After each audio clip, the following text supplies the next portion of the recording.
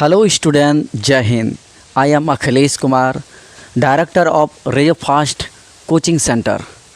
मैं यह वीडियो आपके लिए, आप तमाम स्टूडेंट्स के लिए लेकर आया हूँ। अंतिम तक वीडियो ज़रूर देखें। ये वीडियो बनाने का मेरा पर्पस है कि आप तक मैथ ऑल विषय आपके पास घर बैठे पहुँच सके। इसीलिए मैं अपना YouTube channel Rejo fast coaching centre के नाम से चला रहा हूं। अगर आप चाहते हैं कि मेरा मैथ बेसिक मज़बूत रहे तो चलिए, आज मेरा यह पहला वीडियो है और इस वीडियो के माध्यम से आपको पता चल जाएगा कि मेरा वीडियो कैसा है, मेरा मैथ कैसा है। अगर आपको समझ में आ जाता है मैं, तो आप मेरे वीडियो को शेयर करिएगा और सब्सक्राइब करिएगा। तो आज हम पहला वीडियो आपके सामने लेकर आए हुए हैं। आप मेरे वीडियो में अंत तक बने रहें और देखें कि हम किस तरह से मैथ पढ़ाते हैं। तो चलिए, आज पहला वीडियो जो है आपके बोर्ड पे आज लाए हैं। आज क्लास 11th मैथ्स लाए हैं, चैप्टर 3 क्लास 11th का, इंटर 11th का लाए हैं। तो देखिए, चैप्टर का नाम है ट्राइगोनोमेट्री, त्रिकोणमितीय फलन, ट्राइगोनोमेट्री फंक्शन। तो आज हम बात करेंगे ट्राइगोनो फंक्शन के विषय में, ट्राइगोनोमेट्री फंक्शन के विषय में। तो चलिए, आज अगर आप मेरे वीडियो में नए हैं तो अंत तक ज़रूर बने रहिए और सब्सक्राइब करिए। ये चैनल आपका चैनल है, अपना channel Rejo fast coaching centre. तो चलिए, मेरे साथ जुड़ जाइए और चलते हैं। ट्राइगोनोमेट्री फंक्शन, ट्राइगोनोमेट्री फंक्शन का मतलब है, हिंदी हुआ त्रिकोणमितीय फलन। तो प्यारे बच्चों, आप पेन कॉपी लेके तैयार हो जाइए और बारीकी से जीरो से हीरो समझेंगे ये चैप्टर ट्राइगोनोमेट्री, त्रिकोणमितीय फलन। तो चलिए, 11th क्लास का ये तीसरा चैप्टर है, त्रिकोणमितीय फंक्शन, त्रिकोणमितीय फलन। तो देखिए यहाँ पर ट्राई का मतलब होता है तीन, ट्राई का मतलब होता है तीन। गोनो, GONO, गोनो का मतलब होता है कौन। गोनो का मतलब क्या होता है? कौन। मेट्रिक का मतलब होता है भुजा। कहने का मतलब ये हुआ, ट्राइगोनोमेट्री का मतलब हो गया, ट्राई मीन्स हो गया तीन, गोनो मतलब हो गया कौन, मेट्री मतलब हो गया भुजा। तो चलिए, तो यहाँ पर कहने का ये अर्थ हुआ कि तीन भुजाओं से घिरे क्षेत्र को त्रिभुज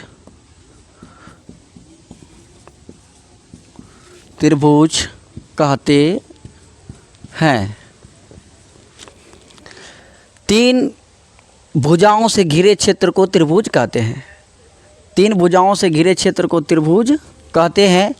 ये त्रिकोणमिति में हम त्रिभुज के विषय में पढ़ेंगे और इसमें एंगल कोण के विषय में पढ़ेंगे और इसके विषय में जानने का प्रयास करेंगे।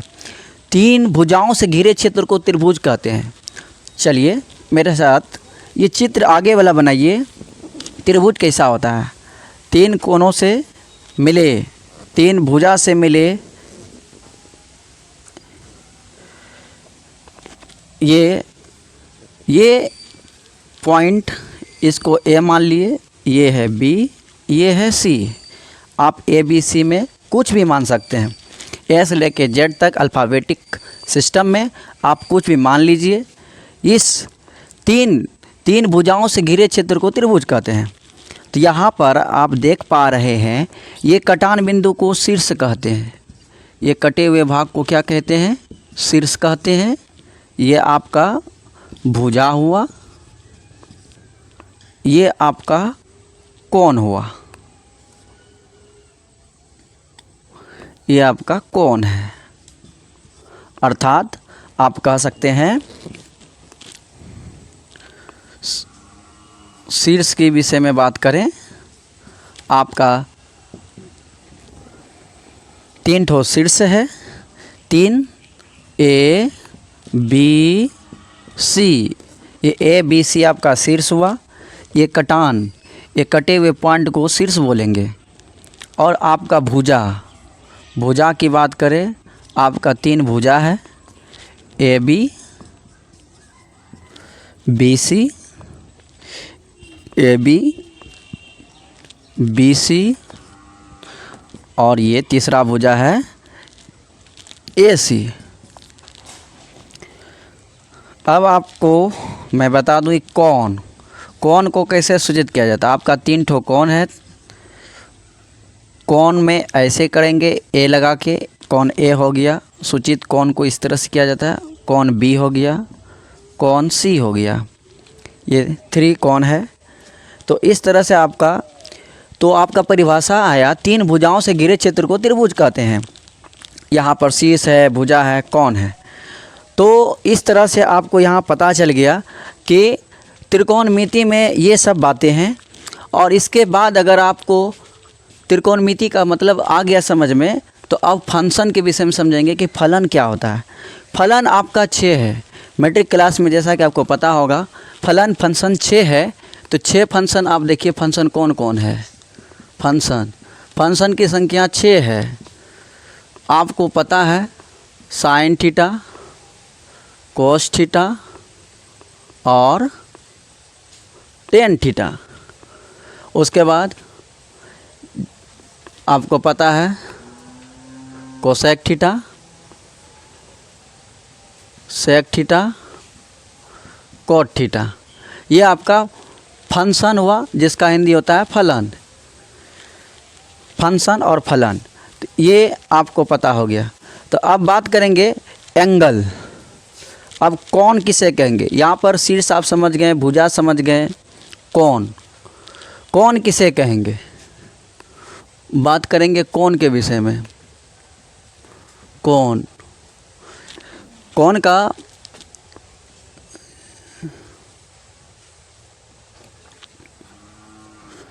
कोण किसे, अगर आपसे परिभाषा पूछा जाए कोण किसे कहेंगे, कहता है जब 2 सरल रेखाएं किसी बिंदु पर मिलती है।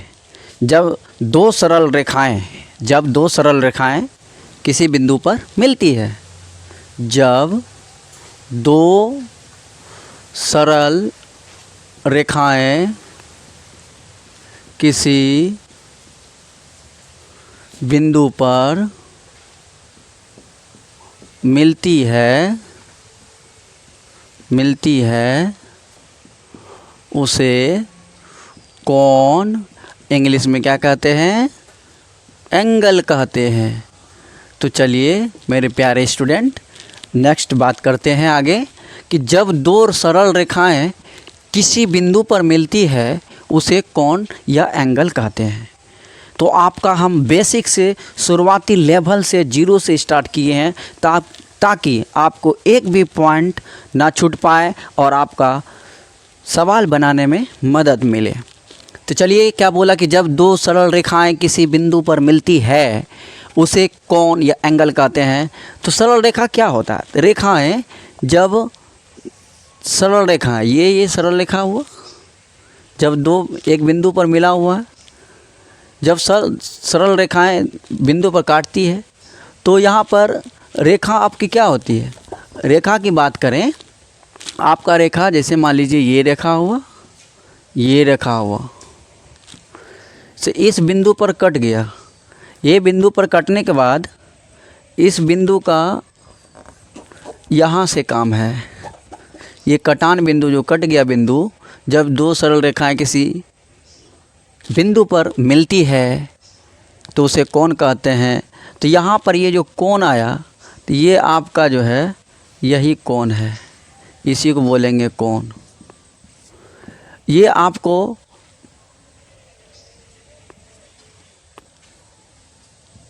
मान लीजिए ये ए है, ये रेखा आपका बी है।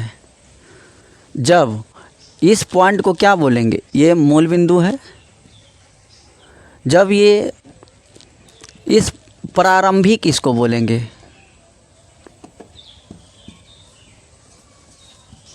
प्रारंभिक स्थिति। ए वाली रेखा को क्या बोलेंगे? प्रारंभिक स्थिति। ए वाली रेखा को क्या बोलेंगे? प्रारंभिक स्थिति। और ये बी वाली रेखा को अंतिम स्थिति बोलेंगे, अंतिम स्थिति बोलेंगे। ये प्रारंभिक स्थिति, ये अंतिम स्थिति। जब दो रेखा, जब ये बिंदु समझिए कि यहाँ पे था ये रेखा, तो इससे उठ करके इतना कोण पर ये बना है, बी आ गया है कहाँ पर? अंतिम स्थिति पर। इसको बोलेंगे प्रारंभिक स्थिति और अंतिम स्थिति। तो चलिए यहाँ पर कुछ बात करते हैं आगे कि रेखा क्या होता है। और इस तरह से अगर आप मेरे चैनल, आपका अपना चैनल, स्टडी वाले channel Rejo fast coaching centre, अगर चाहते हैं कि आप अच्छे से बेसिक से कंप्लीट करें कोई भी चैप्टर, तो इस आपका YouTube channel Rejo fast coaching centre, उसको सब्सक्राइब करिए और ढेर सारा प्यार दीजिए और उस बच्चे को ज़रूर भेजिए जो बेसिक से कंप्लीट करना चाहता है। तो चलिए आगे बात करते हैं। कुछ नोट्स पॉइंट इसमें है। रेखा हम किसे कहेंगे, रेखाखंड किसे कहेंगे, ये सब समझना इस पार्ट्स में अति आवश्यक है। रेखाखंड, रेखाखंड की बात करें, जब रेखाखंड दो बिंदु जब आपस में मिलाते हैं, जो दो बिंदु बिंदु ए और बिंदु बी, जब इसको मिला देंगे तो इसको बोलेंगे रेखाखंड। इसको रेखाखंड को कैसे लिखेंगे? ए और बी पर ये ऐसे लगा देंगे, ये रेखाखंड हुआ। ए बी क्या है? रेखाखंड है। अगर आपसे पूछा जाए किरण किसे कहेंगे, किरण, तो किरण की निर्माण कैसे होगा? पहले रेखाखंड, जब दो बिंदु को मिलाते हैं, तो रेखाखंड हो जाता है ए और बी। जब एक तरफ तीर लगा देते हैं तो ये आपका हो जाता है किरण, ये आपका हो जाता है किरण। इसको बोलेंगे ए बी क्या है? किरण है। इसी प्रकार अगर आपसे पूछा जाए कि रेखा किसे कहेंगे, तो रेखा में आपका ऐसे आप बात कर सकते हैं, रेखा का निर्माण पहले रेखाखंड से होगा, रेखा का निर्माण रेखाखंड से। अभी आप देख पा रहे हैं ये क्या है? ए और बी क्या है? रेखाखंड है। जब एक तरफ इधर लगा दिए तो ये आपका किरण हो गया। जब ये दोनों तरफ तीर लग गया तो आपका क्या हो गया? रेखा हो गया। तो इसी तरह से आप इसको कैसे लिख सकते हैं? तो ये दोनों तरफ तीर होगा। अगर ए बी सी डी भाग पर दोनों तरफ इस तरह से चिन्ह बना रहे तो आप समझ जाइएगा कि ये रेखाखंड है, ये किरण है, ये रेखा है। इसी पर अगर आपको समझाया जाए कि संख्या रेखा क्या होता है, तो इसी पर संख्या रेखा समझेंगे प्यारे बच्चों कि संख्या रेखा में ये होगी। तो संख्या रेखा, तो पहले रेखा, तो रेखा क्या होता है? रेखा दोनों तरफ तीर होगा, दोनों तरफ तीर होगा। और इस रेखा पे क्या बैठाना है? संख्या बैठाना है। तो इसके मध्य बिंदु में आएंगे, इसको मूल बिंदु कहेंगे। जब इधर जाएंगे, इससे यहाँ जाएंगे तो 1 2 3, ये प्लस में जाएंगे, इसको प्लस इन्फिनिटी लिखेंगे, प्लस इन्फिनिटी धन लिखेंगे, इससे धन जाएंगे। जब इधर बाएं आएंगे तो माइनस में आएंगे, माइनस में लिखेंगे। सेम इस तरह से चलेगा, माइनस इन्फिनिटी। तो इधर जाएंगे तो राइट जाएंगे तो धन में जाएंगे, प्लस में जाएंगे, इधर आएंगे तो माइनस में जाएंगे। तो आपका ये रेखा पर संख्या बैठा दिए, इसी को बोलेंगे संख्या रेखा। अनंत, ये इसको बोलेंगे अनंत, इसको बोलेंगे अनंत।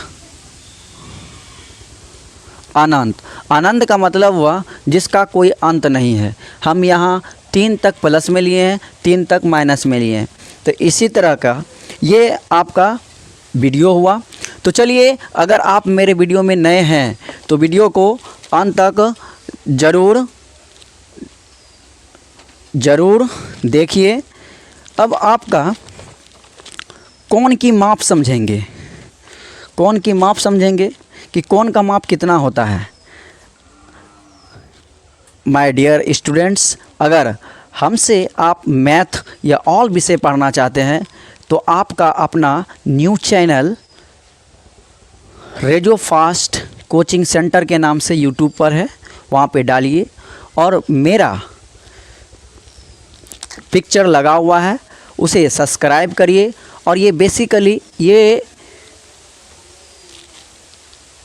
यूट्यूब चैनल आप तमाम स्टूडेंट्स के लिए बनाया गया है जो विशेष रूप से तैयारी कर रहे, घर बैठे तैयारी कर रहे स्टूडेंट, जिन्हें मैथ तथा ऑल विषय में काफ़ी परेशानी का सामना करना पड़ता है, वो बेहिचक डिस्क्रिप्टिव पहले आपको सॉल्यूशन पूरे चैप्टर का बताया, चैप्टर वाइज आपका ऑब्जेक्टिव बताया जाएगा। पहले आपका डिस्क्रिप्टिव क्वेश्चन बताया जाएगा। चैप्टर जानने से पहले आप ऑब्जेक्टिव में अगर जाते हैं तो आपका कॉन्सेप्ट क्लियर नहीं होगा और आपको परेशानी होगा। इस तरह का इसे लिख लें और हम इससे आगे बात करते हैं। तो चलिए आगे बात करूंगा और मेरे साथ बने रहिए और ढेर सारा प्यार दीजिए और आप साबित कर दीजिए कि सच में हमें पढ़ाना होगा आपके लिए। तो चलिए हम बात करेंगे आगे कोण की माप। इसका अगला पॉइंट है कोण की माप। तो इंग्लिश में समझेंगे मेजरमेंट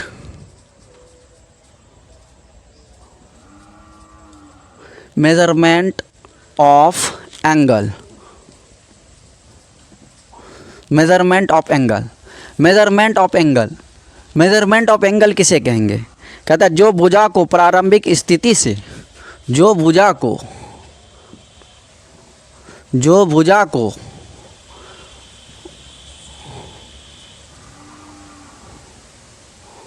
प्रारंभिक स्थिति से अंतिम स्थिति तक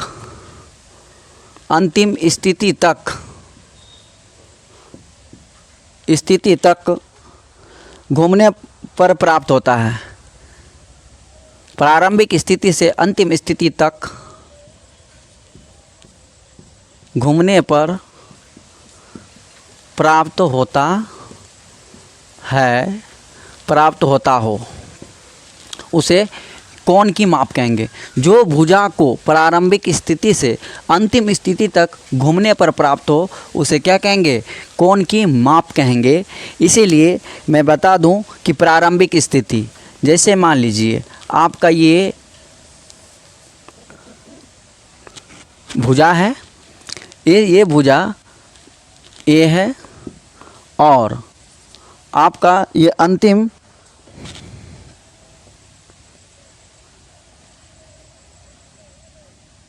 इसी पर आकर के इधर से आपका यहाँ से पॉइंट शुरू हुआ और इस बिंदु को आप क्या कहेंगे? इसी को बोलेंगे दो बिंदु है। अब एक बिंदु को आगे पीछे कर देते हैं ताकि आपको समझ में आ जाए। ये आपका ए है और ये आपका बी है, जो यहाँ से चलकर उठ करके यहाँ तक आया है। ये एंगल है, तो इस स्थिति को बोलेंगे प्रारंभिक स्थिति।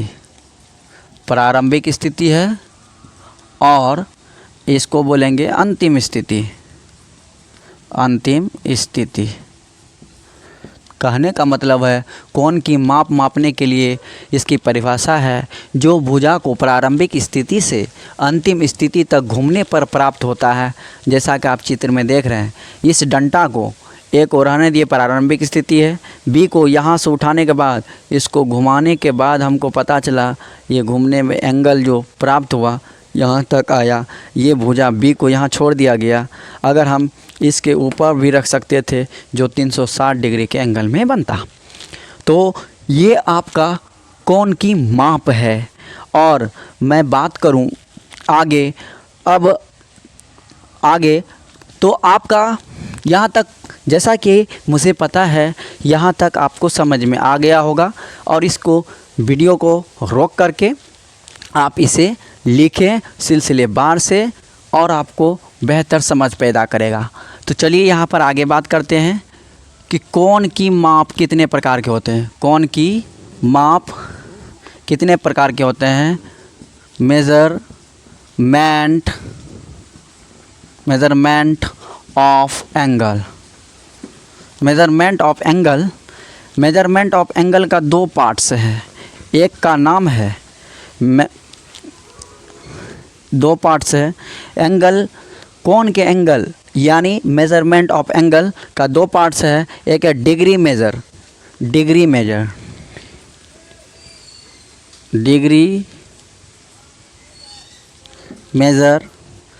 एक है रेडियन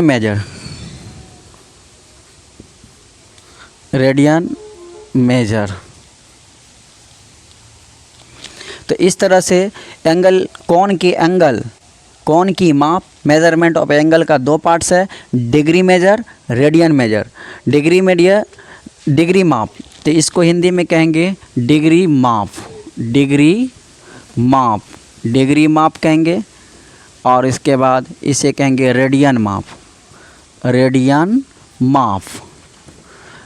तो रेडियन माप, डिग्री माप, ये आपका कोण की दो स्थिति है, दो पार्ट्स यहाँ पे बटा हुआ है। तो प्यारे स्टूडेंट, यहाँ से हम नेक्स्ट वीडियो में बात करेंगे कि डिग्री मेज़रमेंट क्या है, रेडियन, डिग्री को कैसे रेडियन में बदलते हैं, रेडियन को कैसे डिग्री में बदलते हैं। ये जितने भी बात किया गया है आपके चैप्टर क्लास 11 मैथ के पार्ट लेसन 3 से किया गया। आपका चैप्टर का नाम है ट्राइगोनोमेट्री फंक्शन, त्रिकोणमितीय फलन। तो इसमें जो बात की गई, अगर आपको अच्छा लगता है तो इसे कमेंट करिए कि जय हिंद, और ज़रूर लिखिए। नेक्स्ट वीडियो पाने के लिए हमें लाइक, शेयर, कमेंट करिए और सब्सक्राइब करिए। इसी के साथ अगले पार्ट में मिलते हैं। जय हिंद।